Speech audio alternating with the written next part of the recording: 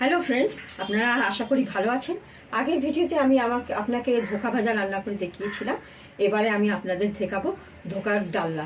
এর জন্য কি কি ইনগ্রিডিয়েন্টস লাগবে একবার আমরা দেখি।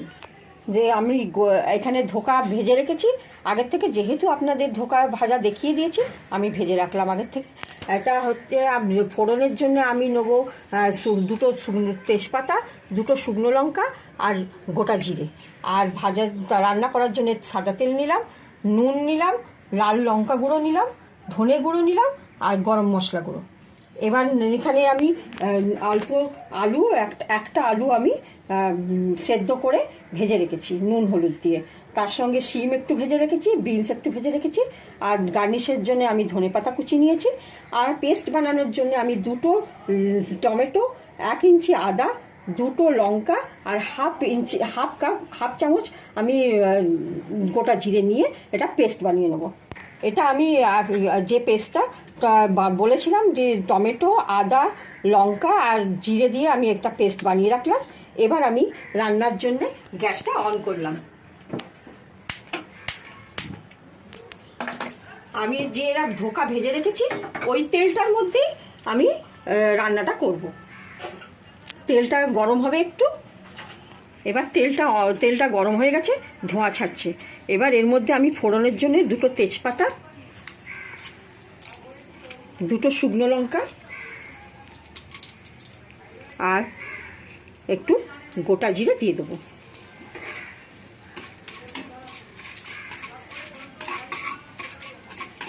ফোড়নটা একটু ভাজা ভাজা হবে।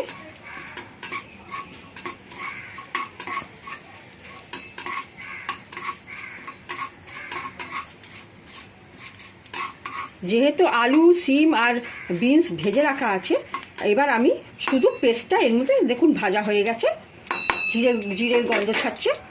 এবার এর মধ্যে এই পেস্টটা আমি দিয়ে দিলাম।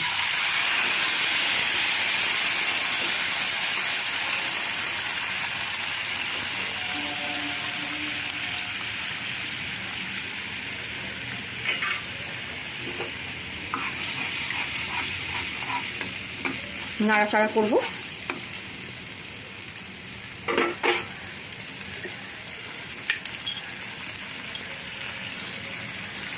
অল্প একটু চিনি দিয়ে দেবো।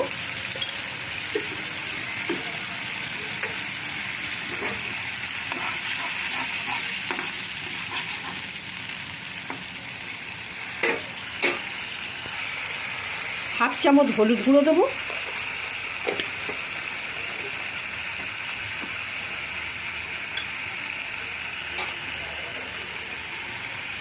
ধনে গুঁড়ো দেবো। হাফ চামচ লঙ্কা গুঁড়ো দেবো।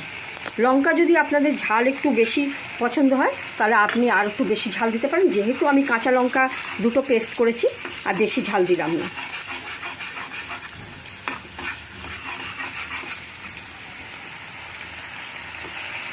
আবার একটু ঢাকা দিলাম 2 মিনিটের জন্য। এবার ঢাকাটা খুলে আমি নাড়াচাড়া করে নেব।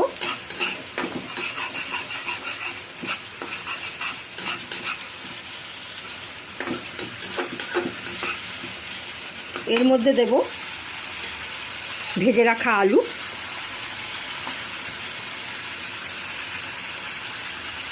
ভেজে রাখা শিম আর বিনসগুলো দিয়ে দেবো। মিক্স করব ভালো করে, নাড়াচাড়া করব, আবার একটু ঢাকা দেবো। এবার আমি ঢাকাটা খুললাম। দেখুন ভাজা ভাজা প্রায় হয়ে এসছে, একটু মাখো মাখো ভাজা ভাজা হবে। তারপরে মাপ মতো নুন দেবো।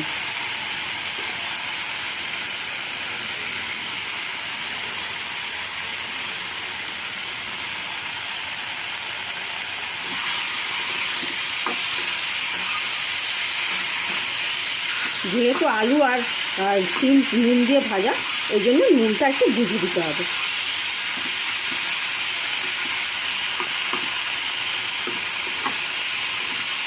আপনারা চাইলে সবজিগুলো বাদ দিয়েও এমনি শুধু ধোকার ডালনা রান্না করতে পারেন। আমি স্বাস্থ্যের কথা চিন্তা করে এর মধ্যে সবজি দিয়েছি। এবার একটু ভাজা ভাজা হয়ে গেছে দেখুন। এবার এর মধ্যে আমি একটু আলু সিদ্ধ করার জলটা আমি দিয়ে দিই।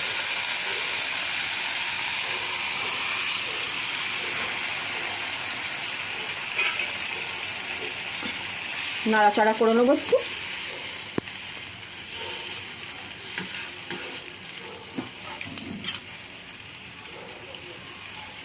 আবারও একটু ঢাকা দেবো। 1 মিনিট পর আমি ঢাকনাটা খুলবো আর একটু নাড়াচাড়া করে নেব। এর মধ্যে আমি ধোকা ভাজাগুলো দিয়ে দেবো।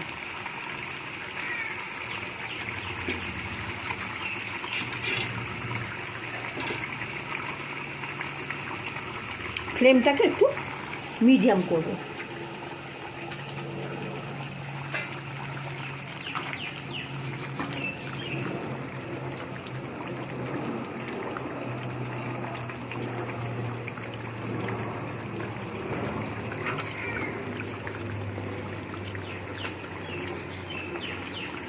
রান্নাটা হয়ে গেছে। এবার একটু আমি গরম মশলা দেবো।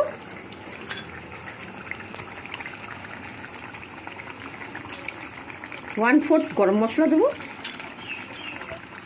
এবার ধনে পাতা কুচি দিয়ে নামিয়ে নেব।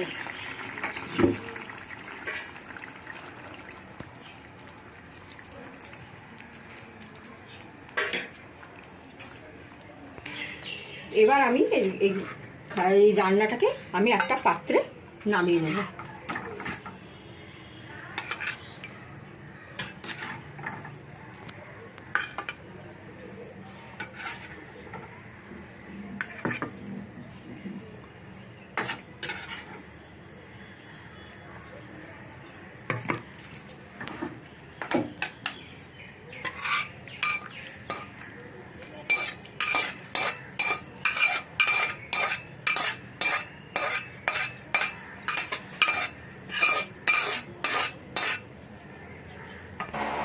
একটা পাত্রে আমি এটা পরিবেশন করলাম।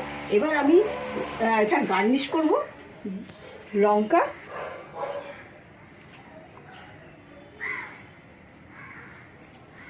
আর ধনে পাতা দিয়ে।